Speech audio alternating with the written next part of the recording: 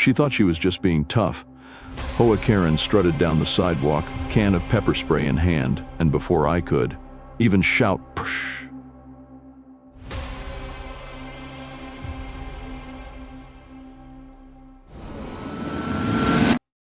she unloaded it right into the face of my service dog, Max. My heart stopped.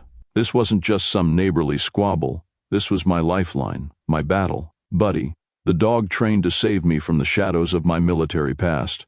Max yelped, staggering, eyes watering as he pressed against my leg. "And Karen?" She smirked. "Now maybe you'll keep that mud out of our community pool area." She spat, waving her OA handbook like it was the law of the land. But what she didn't know, and what she was about to find out in the most brutal way possible, is that putting your hands or your spray on a service animal isn't just cruel, it's a federal offense. And by the time the real law was done with her, Karen wasn't just facing angry neighbors. She was staring down a jail cell. So let me ask you, what would you do if someone attacked your service dog? Let me know in the comments, because this one doesn't end the way Karen thought it would.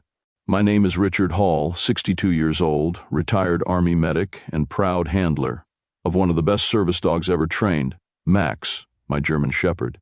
To most people, he's just a dog. To me, he's a partner, a guardian, and sometimes the only reason I can walk into a crowded grocery store without the world caving in on me. After decades of patching up soldiers in dusty tents and carrying memories no one would ever want, I needed more than pills and therapy sessions. Max gave me that. He doesn't just sense when my chest tightens with panic. He presses against me, grounding me.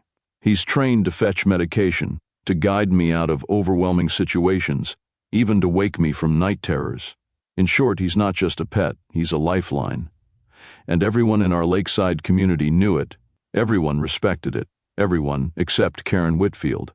She'd only lived here 2 years, but she strutted around like she was queen of the HOA, barking orders, handing out citations for mailbox paint colors, lawn height, even the angle of Christmas lights. I'd always kept my distance. I figured people like her burn themselves out. But I underestimated just how far she'd go when she decided Max and I didn't fit her image of the community. Looking back, I should have seen the storm coming. The first clash came on a warm afternoon when I was walking Max by the lake. He wore his red service vest, tags clearly visible, calm and steady at my side like always. Karen stormed out from behind a row of azaleas like she'd been lying in wait. "Richard," she barked, pointing at Max. "You know the rules. No animals near the common areas. This is a family community, not a kennel." I stopped, taking a breath. I'd dealt with enough barking in uniform. I wasn't about to start an argument over a dog who was literally saving my life. "Karen, he's not a pet. He's a certified service dog. Federal law says he can go anywhere I go." Her lips twisted like I just spat in her face. "Federal law? This is my neighborhood. The HOA rules are above whatever nonsense you're talking about." She waved her binder, pages stuffed with highlighted sections like a weapon. Max didn't flinch. He just leaned into me, calm as stone, while I kept my voice level. "Karen, I don't want trouble, but this isn't negotiable. He stays." Her eyes narrowed, cold and calculating. She didn't yell back, didn't argue further. She just gave a smile I'd seen too many times in operating tents overseas. The smile of someone who thought they had the upper hand. I walked away, but in my gut, I knew this wasn't over. The next few weeks felt like living under siege. Everywhere I went with Max, eyes followed us, not curious, not friendly, but whispering, judging. Karen had begun her campaign. Flyers started appearing in mailboxes, stamped with the HOA's letterhead, warning about unsanitary animals in common areas. A neighbor I'd shared coffee with for years suddenly crossed the street to avoid us. Even kids who once ran up to pet Max were pulled back by nervous parents, their eyes darting toward Karen's house like they feared being caught. I knew exactly where it came from. Karen wasn't just waging a rule battle, she was waging psychological war. She cornered neighbors at the mailbox, spreading lies that dog bit someone. Before, he's dangerous, Richard just uses him as an excuse to get sympathy. The cruelest part? She said it all with that confident HOA president tone that made people doubt their own common sense. But Max, bless him, never faltered. He walked at my side with the same steady calm, grounding me when the stairs felt too heavy. leaning into me when I wanted to retreat back into the cabin and shut the world out. Karen thought she was isolating me. What she didn't realize was that the more she pushed, the closer she came to crossing a line no binder of rules could protect her from. It happened on a Saturday morning, the kind of quiet day when the lake shimmered like glass, and all I wanted was a peaceful walk with Max. We'd just passed the clubhouse when Karen appeared, striding toward us like she owned the very ground beneath her heels. She didn't bother with small talk this time. Her face was tight, her eyes hard. "Richard, I told you, no animals here. If you won't listen to the rules, then I'll make you." Before I could respond, she pulled something from her purse. The sun caught the can, and my stomach dropped. "Pepper spray." "Karen, don't you dare," I started, but it was too late. With a hiss and a press, the air filled with that acrid mist. Max yelped, stumbling, pressing into my leg, pawing at his face. The sound tore through me like shrapnel. I dropped to my knees, shielding him, my own eyes burning from the stray spray, heart pounding. Karen stood over us, smirking, binder tucked under her arm like some sick badge of authority. "Now maybe you'll follow the rules," she spat. Neighbors on porches gasped. A few shouted. But Karen didn't flinch. She thought she'd won. What she didn't know, what she couldn't possibly understand, was that she had just committed a federal offense, and the law doesn't bend for people like her. I scooped Max into my arms as best I could, his body trembling against mine, his eyes squinting, desperate for relief. My throat tightened, not just from the pepper spray, but from the raw panic of seeing my lifeline in pain. A couple of neighbors rushed over, one bringing a jug of water, another handing me a towel. They didn't look at Karen, they looked at me, their faces filled with horror. "Oh my God, she actually sprayed him," someone whispered. Another shouted, "That's a service dog, Karen. Are you insane?" For the first time, Karen's smirk faltered. She waved her binder weakly, her voice rising in that shrill, defensive tone. "He doesn't belong here. Animals are a violation of HOA code section." But her words were drowned out by a chorus of angry voices. Neighbors who once avoided eye contact were now shouting back, "That's not an animal, that's a service dog. You've gone too far, Karen." The look on her face was priceless. She was expecting applause, not outrage. But instead of backing down, she doubled down, snapping, "You people don't understand. I'm protecting this community." Her hands shook. Binder clutched to her chest like a shield, but the crowd wasn't buying it anymore. For the first time, Karen realized she wasn't the enforcer of rules. She was the criminal, and I was about to prove it. The moment I had Max stabilized with cool water over his face, I pulled my phone from my pocket and dialed 911. My voice was hoarse from the pepper spray. "But steady, this is Richard Hall. My service dog has just been assaulted by my HOA president with pepper spray. I need an officer here immediately." The dispatcher's tone changed the moment I said service dog. She didn't just take notes. She pressed me for details, location, and confirmed units were already on their way. Karen must have overheard because she started waving her arms at the neighbors, shouting, "He's exaggerating." I barely sprayed near the mutt. "He's just trying to make me look bad." But the more she shouted, the more the crowd turned their backs. Some pulled out their phones, recording everything. Within minutes, the quiet street filled with the low growl of a sheriff's cruiser pulling up. The deputy stepped out, hand on his belt, scanning the scene. He looked at me, at Max still trembling under my arm, then at Karen clutching her binder like a shield. "Sir, is this the individual?" he asked calmly. I nodded once. Karen tried to step forward, her voice dripping with fake authority. "Officer, I was only enforcing HOA regulations. This man refuses to comply with—" The deputy cut her off with a raised hand. "Ma'am, you may want to stop talking." The deputy crouched beside me first, checking Max with a professional calm that surprised me. "Service animal?" he asked quietly. I nodded, showing him the tags on Max's vest and the certification card I carried everywhere. He gave a low whistle, then looked back at Karen. "Ma'am, do you understand that interfering with a service animal is a federal offense?" The color drained from Karen's face. For the first time, her binder dipped to her side. "Federal? No. This is a community rule issue, not—" The deputy cut her off again, this time sharper. "No, ma'am. This is criminal." Murmurs rippled through the crowd. Neighbors inching closer, some with their phones still raised. One woman stepped forward, voice trembling with anger. I saw her do it. She aimed right at the dog. Another neighbor added, "She bragged last week she'd get rid of that mutt." I heard her myself. Karen spun toward them, betrayal etched across her face.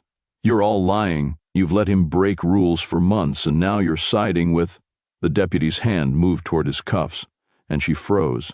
Her voice cracked, thin now. "I was just trying to enforce order." But the crowd wasn't listening. They weren't her subjects anymore. They were witnesses. And with every word she spoke, the hole she dug for herself got deeper. 15 minutes later, the sound of another vehicle cut through the murmurs of the crowd. This wasn't just another cruiser. It was a black SUV with government plates.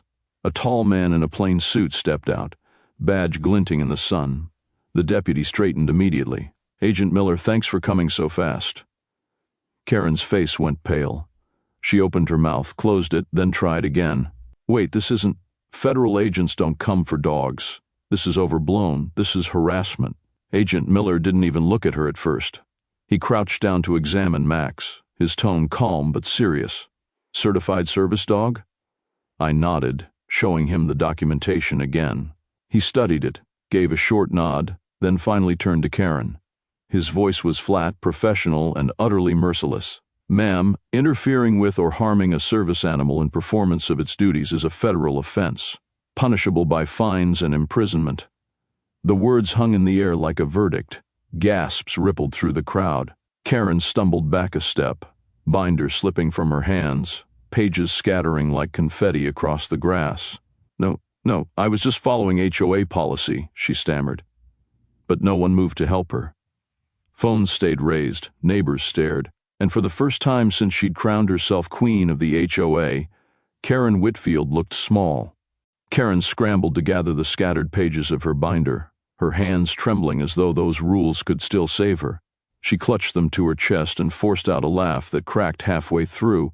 "You can't be serious. This is ridiculous." "I was protecting the neighborhood. That animal was a threat. He's dangerous." She jabbed a finger toward Max, who now lay calmly at my feet, blinking through the pain but steady as ever. The crowd erupted in disbelief, neighbors shouting, scoffing, some even laughing outright at the audacity. One woman snapped, "Dangerous? He's better behaved than half the people here." Karen's face twisted, desperate. She turned to Agent Miller, trying one final angle. "You don't understand. If you let this go, the community will fall apart. I am the authority here." Miller's expression didn't change. He stepped closer, his voice low but carrying like a hammer on steel. "No, ma'am. You're not the authority here. The law is, and right now, you're in violation of it." Karen froze. Her eyes darted between the agent, the deputy, and the neighbors, none of whom were on her side anymore. For the first time, her power wasn't just slipping away. It was gone, and she knew it. Agent Miller gave a subtle nod to the deputy, and that was it. The moment Karen's crown shattered. The deputy stepped forward, cuffs in hand. "Ma'am, you're under arrest for assaulting a service animal in violation of federal law." The sound of those metal cuffs snapping shut around her wrists echoed louder than any HOA gavel she had ever slammed. Karen's eyes went wide, her face crumpling between outrage and disbelief. "You can't do this to me. I'm the HOA president. I run this community," she shrieked, twisting against the deputy's grip. But the neighbors didn't rally to her defense this time. They applauded. Some clapped, others whistled, a few even shouted things like "about time," and justice served. I knelt down beside Max, running my hand along his back, whispering softly. His tail wagged just enough to remind me he was still strong, still fighting. I felt a wave of relief crash over me so hard it nearly brought me to tears. Karen kept screaming as she was led toward the cruiser, binder pages still littered on the ground like the ashes of her authority. For years she had ruled with fear and pettiness, but now she was nothing more than another name in a police report, and soon a docket in a federal court. The street was quiet after the cruiser pulled away, almost too quiet, like the whole neighborhood was exhaling for the first time in years. A few neighbors stayed behind, helping me rinse Max's eyes with clean water until the redness began to fade.